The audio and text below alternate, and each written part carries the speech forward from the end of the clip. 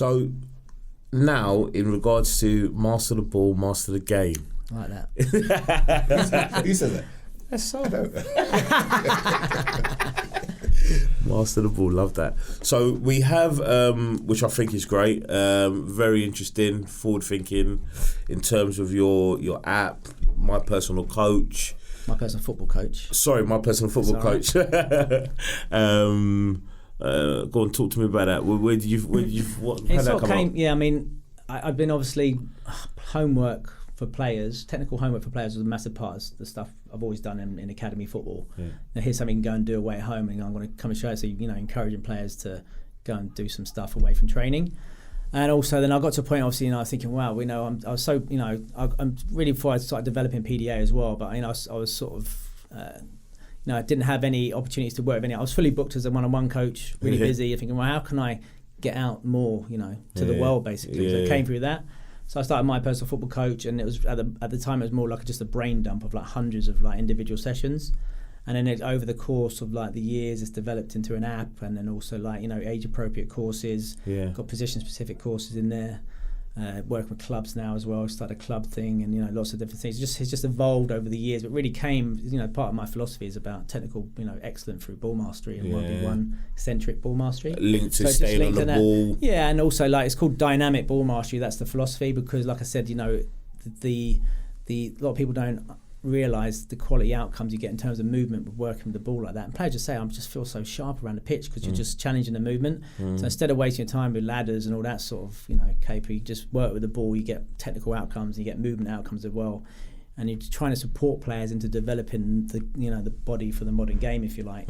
So a little bit more agile, a little bit more better balanced, a little bit more sharper, turning, and that's why quality. That's why you see. I'm quite critical, not critical, but you see a lot of ball masters just side to side.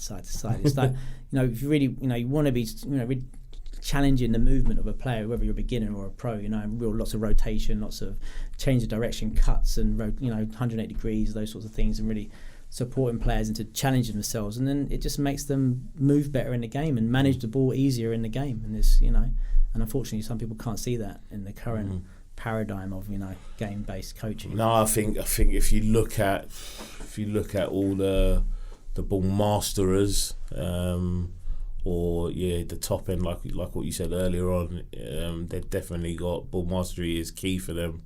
Manipulating the ball, looking after the ball, staying on the ball. And you see people like Sancho have that natural ability, always developed that. He's always had that, right? Yeah. But my argument is, like we said, not all ball mastery is about being a 7 or 11 and dribbling, doing past 8-7 players. It could be your defensive midfielder, forward, deep line. You just got to receive and cut and push gets and stuff like that. I totally exactly. agree. So it's about understanding that all players and all positions need a quality like that. It looks very different all around the park. But especially the youngest ages would give that real nice as well as the game is evolving into. Listen, before defenders did a handful of techniques, whereas now you're asking them to actually be able to not match, but definitely come close to in terms of ball mastery of attacking players. So they're still having to run with the ball. They're still having to play at the back. They're still having to. Even keepers these days, need that ability. The expectation as a keeper, you start in the attack. You need that quality on the ball. And if you don't have that, you're going to struggle to play at the highest level. Yeah, possession is key. I know the answer to this, but I just asked it for the audience because I used to watch a lot of. I can't remember what it's called. It was Jeff Bookman. He had something. Inside Soccer. I remember. I used to rip so many sessions from it. It's class. Inside Soccer was really, class. really good. And it got really expensive. I just couldn't afford it. What's the difference between your product and Cova coaching? Cova, yeah. Yeah, listen, Cova's like Will Cova. Yeah. Is like the guy who created all of this work. Yeah. So Ricardo Moniz is a direct disciple of Will Cova, and Alf Gullerstein and Charlie Cook, who run Cova Coaching, are also disciples of Cova Coaching. I never came across Cova Coaching until I was in about my third or my fourth year of academy coaching at Tottenham, when I went on to a Premier League course, and I thought, that's what I do. I learned in America, but it was very similar sort of thing, but was never heard the word Cova. So to answer your question, is listen, what we do in elite football in terms of what my philosophy I learned with Ricardo and Danny Buck looks a lot different to what Cova does. And people say it looks a lot more dynamic, looks more, explosive, and that's reality. Isn't that? I'm not taking anything away from that. It's an amazing product. It's a soccer school, and it's a fantastic thing what they do. But if you watch one of their sessions, watch one of my sessions, it's night and day, I believe, and people say that as well. And it's a bit like what we do in those elite environments. Is a lot different to what you do in a soccer school. So saying that, I've got nothing but admiration to Alf Gallerstein. I've known him, met him many times, and he's like one of the leaders in what we do. But I mean, he glows a little bit when he walks. Yeah, he does. He's amazing, and he's really he's been one of the leaders in that field in ball marching 1v1. But I just think working with people I've seen as well, we've progressed that work a little bit. And I think I don't want to be rude to that, but I think we've taken that a little bit further in terms of what we're providing now for players. Which is good. Everything needs an underpin and a support. Listen, and it's like anything, it's about an evolution, and the way things change as things go through. And if you look, so for instance, if you look at, Rennie Meulenstein, and also he's like a disciple of Will Cova, and Ricardo Maniz, what they do is a lot different to what they do as well. So it's different, so even though you're working under an umbrella of a similar philosophy in terms of methodology and what you're actually practically delivering, there's a big difference. Interesting. Okay, so your app has got into a number of clubs. Yeah. Do you think it will grow? Do you think loads of clubs will take it on? Yeah, that'd be ideal. Really. That'd be unreal, for you. Listen, it was funny. It was always my dream, always my aspiration to have 3 big clubs on board, like the North and the Midlands and the South. And very fortunate. Obviously, Wolves have been on board for 4 or 5 years now. They've really bought into it, and they've really changed their program. Got a real good quality technical program, individual based program, and it feeds into that. They've really helped as well in terms of helping me evolve the app with all the feedback they've given and having a top academy use it. Very fortunate. Middlesbrough came aboard recently, and they're a top academy as well. Unbelievable academy, and again a philosophy based around technical excellence. And then recently, obviously, Arsenal came aboard, which is amazing. Obviously, as an Arsenal fan myself, and that's sort of the cherry on the top really for me. So 3 big clubs, and obviously we got Seattle in America. St Johnson use it in Spain. We've got Bodo Glimt in Norway use it. Lokomotiv Tbilisi in Georgia. So we've got other clubs, and there's over 100 grassroots clubs. I mean, the grassroots clubs are our main sort of business. Which is great, because I'm a big believer in terms of grassroots is a foundation for everything. Listen, Tom Byer, who's another one of someone I look up to massively. He talks about you got to train the base. I mean, that's you look at any elite program. It's a mistake just to look at the academies. You're looking at the players, where the players come from. So you need to upskill your players and the coaches in those levels, and that's always been a big part of it. So supporting coaches into supporting players being technically better at the grassroots is going to then help us in the academy at that level. How would an academy use the software? So basically, it is basically as a functional homework tool, basically. So basically, we have with the pro clubs that go there, I film the players doing the exercises. Have academy players doing the challenges. Players can access it, see the technical challenges. They can also upload their own efforts, so they have a team library, and they can share and like each other's videos. And then we have a 1v1 skills library as well. Also different 1v1 skills, so that the coaches can also use as well. That can create a bit of consistency in terms of delivery. So everyone's on the same page. This is that 1v1 skill. That's what that's called. That's what that coach. So the players and the coaches know what they're doing. But it's just basically to support him.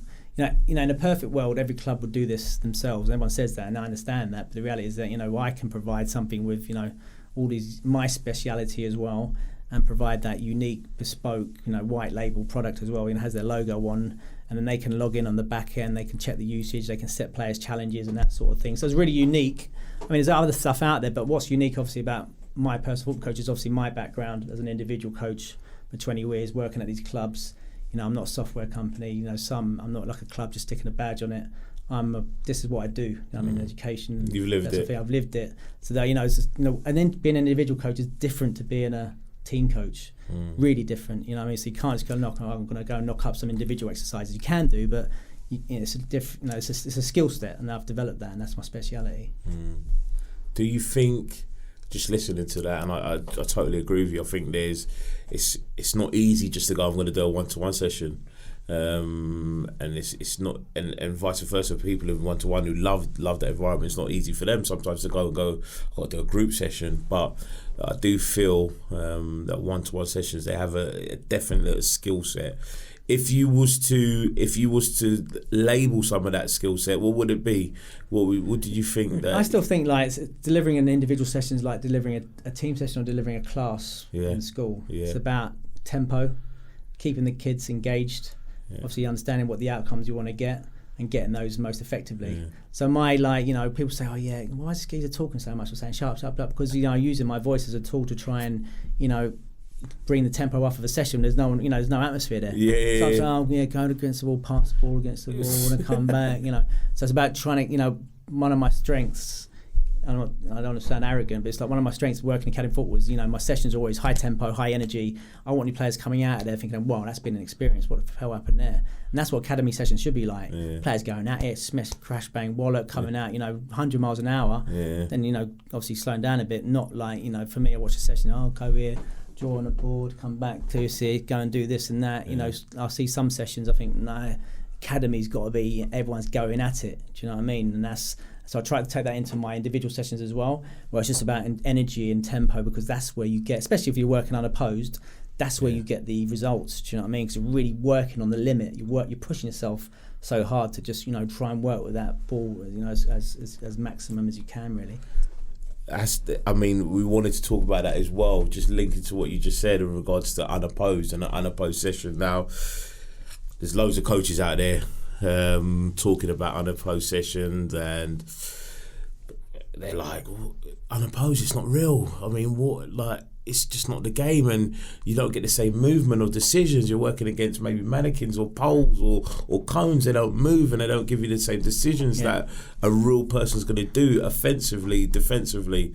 What would you say to that? I'd say, one, it depends how you do it. Yeah. It's the same as Albert Capellas, who's someone I look up to, is the ex-youth coordinator at Barcelona. I asked him this, I interviewed him for my podcast and a couple of other things. And they said, people say, unopposed doesn't work. And he says, well, maybe just not doing it right. And that's probably the reality.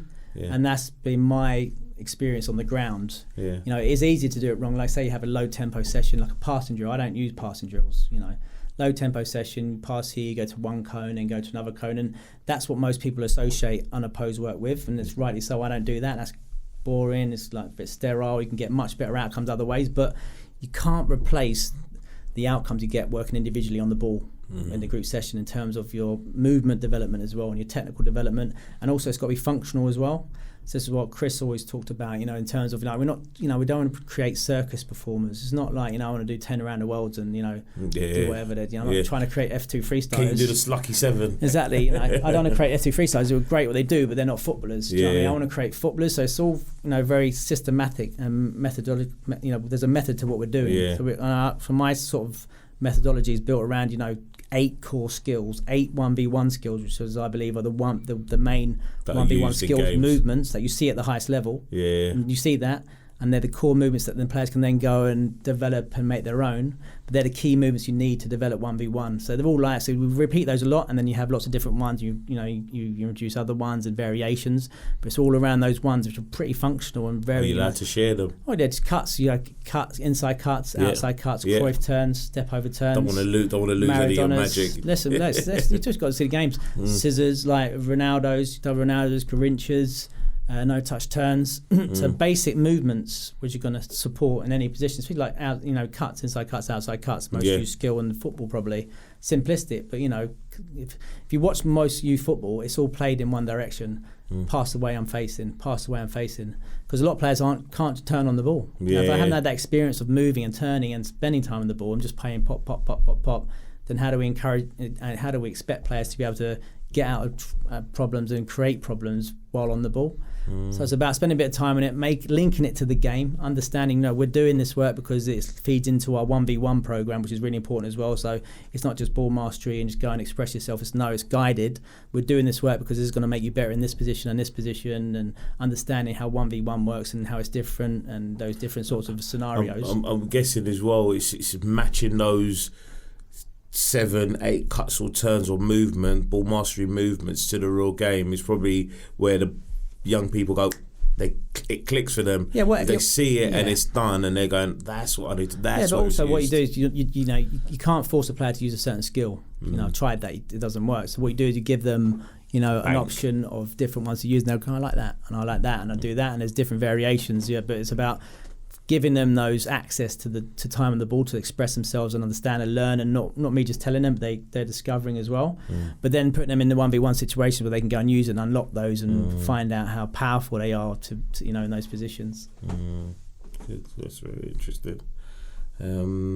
Just thinking as well, just got loads of things are popping into my mind now in regard to that ball mastery part. And I think, listen, it's difficult because it's funny because when I was at Spurs, I thought we were like part of a movement there. We were doing something very different. No one else in the country was doing stuff. It was like we're just ball mastery 1v1, results don't matter. Yeah. Technical. And our players, and you've seen now, like the players there move differently to other clubs. Yeah. Because physically, a lot more mobility in the hips, not so wooden, not so straight lines. And you can still see that to a certain extent.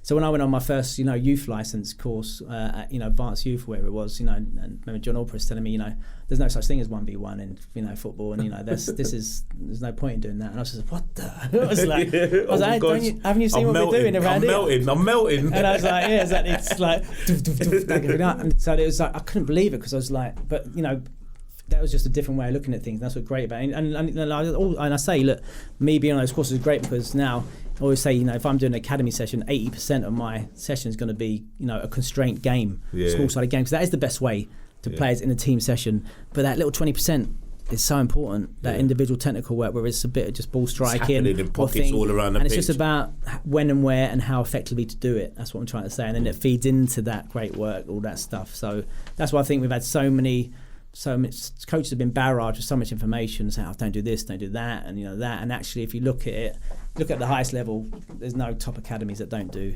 There's no elite players that don't work alone with the ball. So it's just a myth, and it's really disappointing because that's why I don't fight those battles anymore, because people are talking who've actually got very little experience or no experience working with top players, and they're selling this false dream to these young coaches. Yeah, so interesting. I mean, I suppose as well in terms of the culture of development football and coach education in the nation, it kind of went against unopposed stuff and went more about game and interference. I guess it's a movement that always happens. I feel, look, if you look at the history and time and definitely over the time that you've been in football, in terms of your huge experience in it, both academy football and youth development, talking 20 years, it's a long time. I don't want to put 8 years on you, but I just mean it's like you've got loads of experience, and but what that definitely, it probably, just in your experience alone, you've probably seen a wave and the changes in terms of the fads and what's interesting what happens. What's interesting now, like the recent A license I've been doing now. Paul McGuinness has now worked for the FA. For me, Man United, top. And you respect him because he's been at that top club for so many years, and he's worked with top players, and now he's reintroduced this idea about 1v1 work and brought it back, and he went too long one way because some people had too much influence who fortunately don't work there anymore, didn't know what they were doing, and luckily Paul McGuinness has got experience at the top level where players have brought him back into that 1v1s. Still want game, but more 1v1, more technical work, more disguise, and he's a top coach, top educator, and the stuff he's bringing in, like about exactly. That's what you want. You want to go to a course and thinking this is a top boy here. I mean, he knows, he's been there and done that, and that's what I want to learn from. And I want him to tell me what to do, like say, this is what we do. That's what I want. So he's been a real revelation for me in terms of helping that evolve. So interesting as well in terms of the evolution of just, you're looking at just that example there. So who knows what we're talking about in regards to 5 years' time, because let's say a term of introducing this whole 1v1 feel, and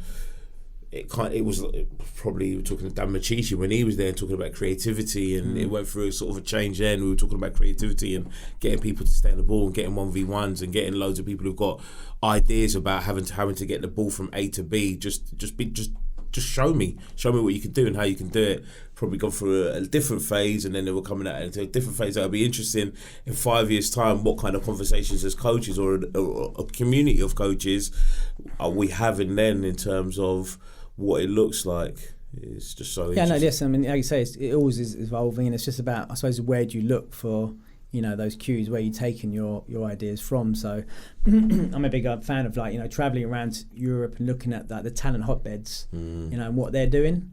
So, not necessarily the obvious ones, but ones where maybe, they've got a smaller catchment area and they're just producing per capita more professional footballers than anywhere else. And that's interesting. That's really intriguing. And often it's not in terms of what they're doing in terms of drills, it's just the culture. So, people like Dynamo Zagreb, the culture of 1v1 and technical excellence, you watch the sessions, they're a bit, can be a bit drilly. Yeah. Nothing I do, but it's just the culture in terms of the expectation, in terms of the quality they want all the technical players to have. Same as Ajax. Yeah. Talk about them because it's, that Dutch philosophy, especially Ajax, is that 1v1 all the way through, that technical excellence, small-sided stuff, ball mastery is a massive part of it, that coaching looks like what I do, I like that, and they have a lot of success doing that. Saying that, there's other clubs that do things differently, another way, but it's interesting to see the patterns, the top, Sporting Lisbon, Benfica, Ajax, Dynamo Zagreb, these top clubs, they have that 1v1 and ball mastery theme runs, pretty consistently through that. So you look at those patterns, and that's really interesting. That's you can sort of take away that, and how that common theme. Yeah, but they're not saying you have to copy that here. Say, well, how can I use that and develop that and put our English sort of twist on it. Good. Cool. Maybe go into the advice. Okay, so the way that we kind of lean out of our show is kind of advice.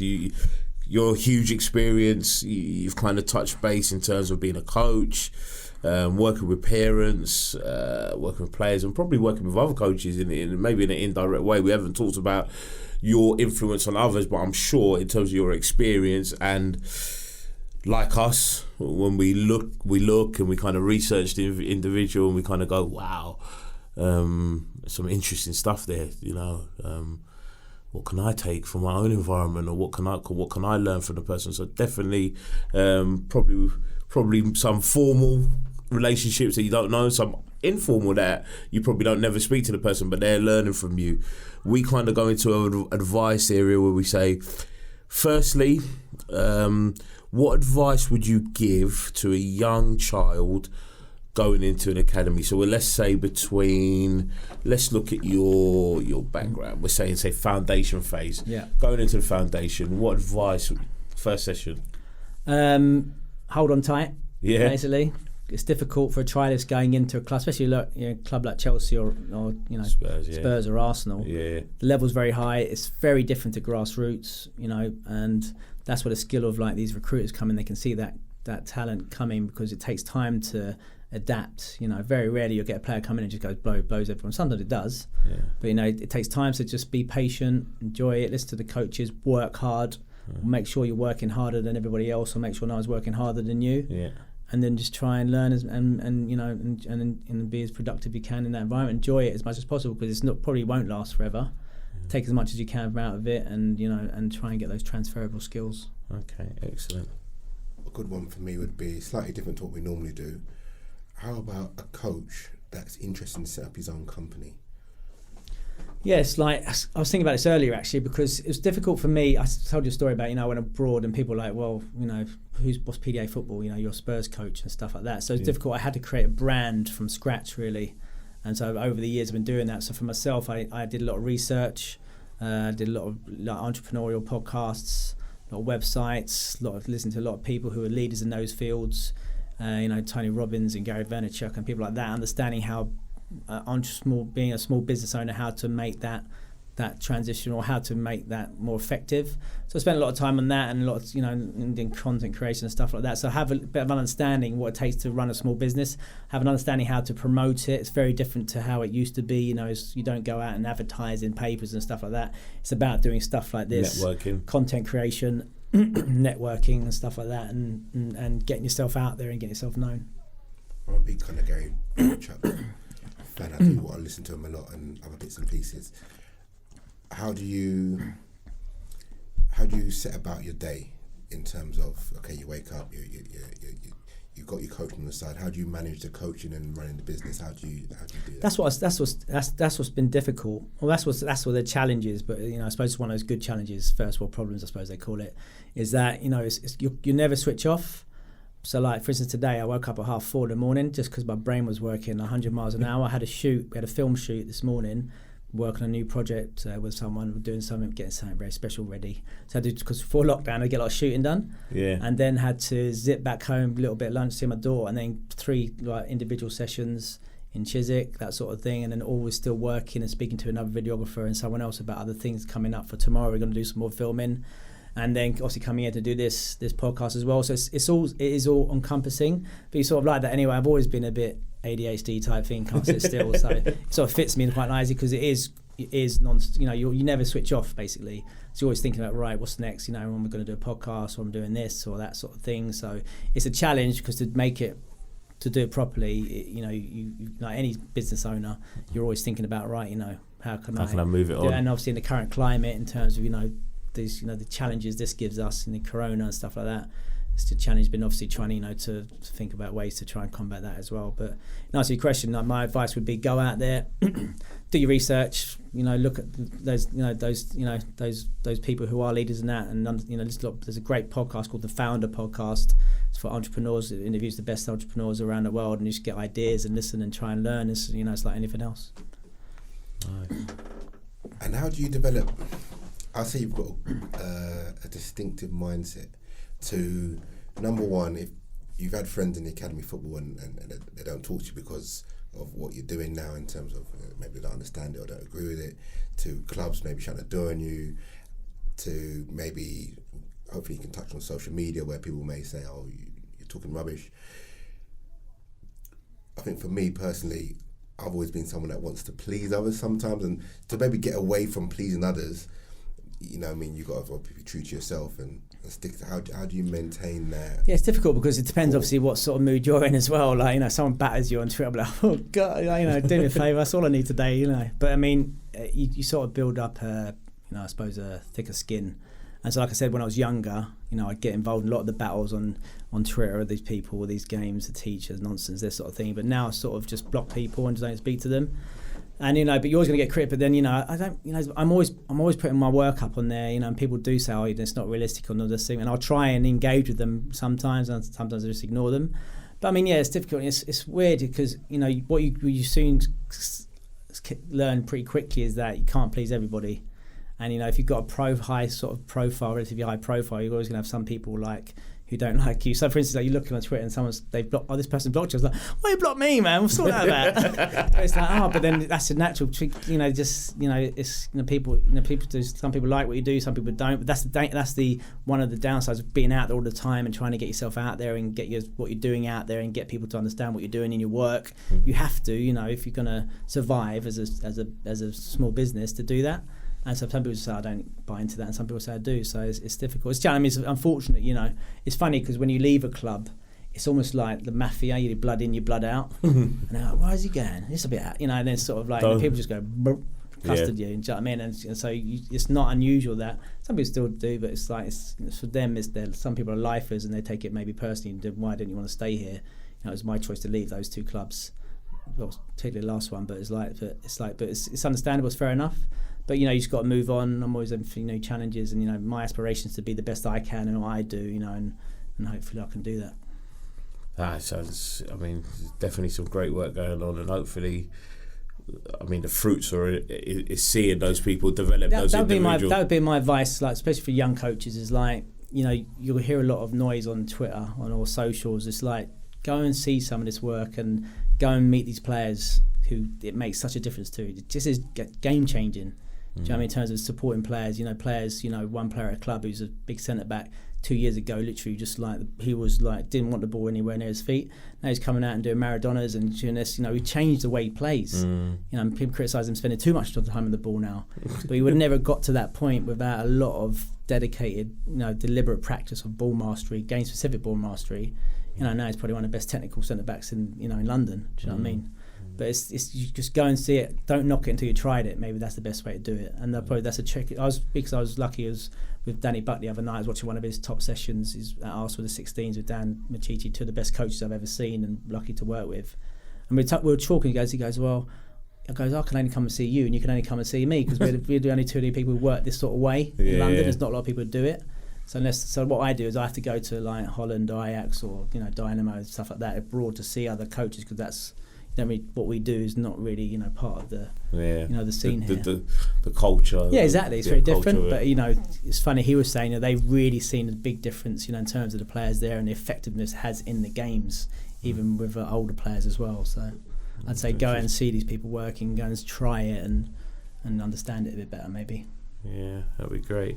Okay, last bit of advice. We're talking about a parent. So a parent comes up to you, wants a bit of advice. Their young person is going into the environment of academy football, let's say. What advice would you give them? It's difficult really, because the natural thing would always be just trust them and let them get on with it. But it's difficult because the reality of what you see in academy football is, where's everyone knocking on the door, the hardest is the one who's getting heard, or the analogy is. So you've got to be a little bit careful. But in terms of enjoy the ride, I'd say don't let the player and the coach do what they got to do. Don't be on their back. Just stay quiet at games. Enjoy that environment and understand it's a roller coaster, and most likely it's not going to last that long. At some point it's going to come to an end, but let the player enjoy it as much as possible. Remember, if it's such a tough environment to be in, like I say, as long as they're working hard and enjoying it and enjoying the ride, then you've got half a chance. Okay, excellent. So lots of good stuff. That was quite intense. I felt that was I breathed a lot in that one in terms of. It's great being on the other side of the mic. Information, yeah, for you, of course, because you're always asking the questions. No, listen, Saul, really enjoyed that. Really took some messages. I got a better understanding in regards to this kind of new world of coaching. Probably not a new world, but definitely a really, it's grown at a pace over, I want to say, the last sort of 5 years in regards to the culture of English football within academies and academy boys and grassroots as well, to be honest. Doing this kind of extras, doing your extras environment, which is grown, and hopefully it helps support in regards to the environment and getting the boys up to and girls up to a level where we can see the fruits of it at elite end, but also at a grassroots level. Yeah, great. And bye. Cheers, thanks for having me. No, that was great. Cheers. Excellent, like that. Yeah. Oh.